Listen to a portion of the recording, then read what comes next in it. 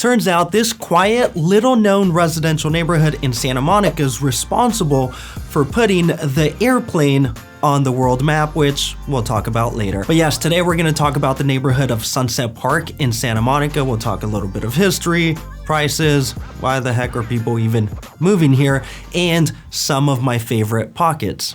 But first, a little bit of history. Some of the first houses in Sunset Park were built around the early 1900s, and actually, here's one of the oldest houses still standing in Sunset Park, built in 1907. And as with many parts of Los Angeles, the real estate boom of the 1920s brought a bigger chunk of houses to Sunset Park, mostly affordable 2 bedrooms, 1 bath, Spanish and Tudor style homes. Now, Sunset Park got its first big moment in 1924 when the planes that would eventually complete the first round-the-world flight departed from Cloverfield Airport, aka Santa Monica Airport. Now, the second big moment came around the 1930s when the developer of those planes, the Douglas Aircraft Company, moved its operations to Sunset Park near the present-day airport. And around the 1940s, as a result of World War II, the factory got so big that it had 33,000 employees working 24/7 and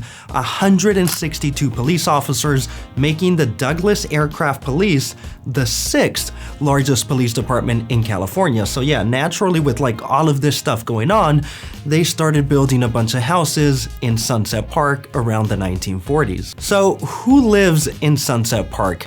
The people who drive Volvo SUVs and Subaru station wagons. And yes, they could buy a Range Rover, but they don't, because Sunset Park is not really a flashy place. It's pretty much like a wealthy area, but with the spirit of like a middle-class, family-oriented suburban neighborhood, but like a modern version of that. Like the Dunphy family from Modern Family, they could have easily lived here. So why are people moving to Sunset Park? 1, great schools. 2, the local feel. For example, one thing that I think says a lot about Sunset Park is the local grocery store, Bob's Market, which is one of the few independent grocery stores still alive on the west side. And for me, this is kind of just like a sign of the community pride and support of the residents of Sunset Park.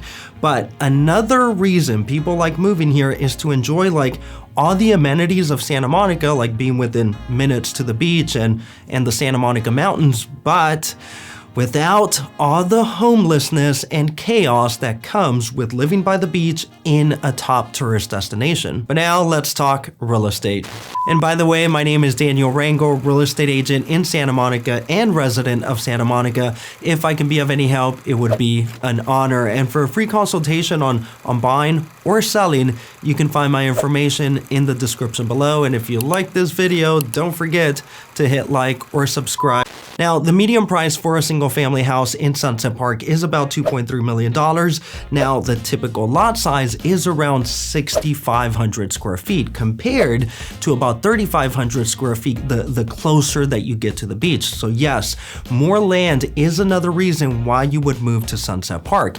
And generally, the further east you go, the bigger the lots get, with some lots hitting as big as or close to 10,000 square feet. Now, while Sunset Park is mostly made up of single family houses, you do have a few condos with a median price of about $1.1 million. Now, one of the bigger complexes here, which is kind of like a little bit hidden, is Village Park. It has about 75 units, and I just think it's in a great location. And being that they have more of like a townhouse setup and a median price of about 1.4 million, I think this is a good compromise between the price tag of a single family house and the density of like condo living. Now, some major developments happening in Sunset Park. 1, the airport is expected to shut down in 2028, and while the exact like future use of it is still kind of in the works, many expect that it's going to be a park or some form of a community space. Also, to the dismay of some low-density spirited residents,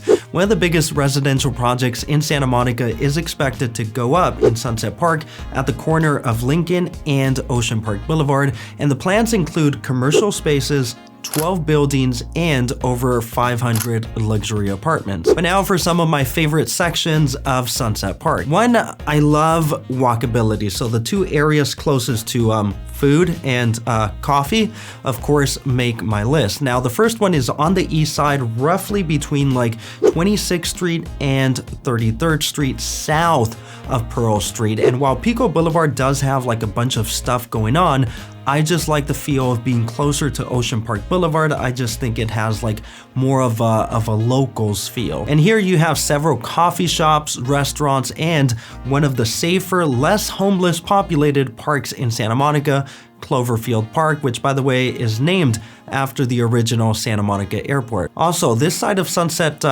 Park compared to the west generally has bigger lots and the streets generally have less through traffic. Now, the second pocket accessible to coffee and food is on the west side, roughly around like 21st Street and 16th Street. And actually, this is where I come to get my haircut at Ocean Hair Studio, which by the way, Alba and her team are amazing. So if you're in the area, definitely check them out. This is also where you're gonna find Bob's Market and many other mom and pop shops, restaurants, and coffee shops. Now, compared to the east side, you do get a little bit more through traffic here, partly due to the elementary school and Santa Monica Community College, but you can also typically avoid that if you stay south of Ocean Park Boulevard, where the streets are generally a little quieter, except for 23rd Street, which is pretty much a nightmare. Now, if you're looking for the most expensive area of Sunset Park, you're generally gonna find it on the west side, south of Ocean Park Boulevard. Now, this is not a fixed rule, but this is generally where you're gonna find some of the most expensive sales, with the highest being about $6.1 million on this massive 20,000 square foot lot that goes from street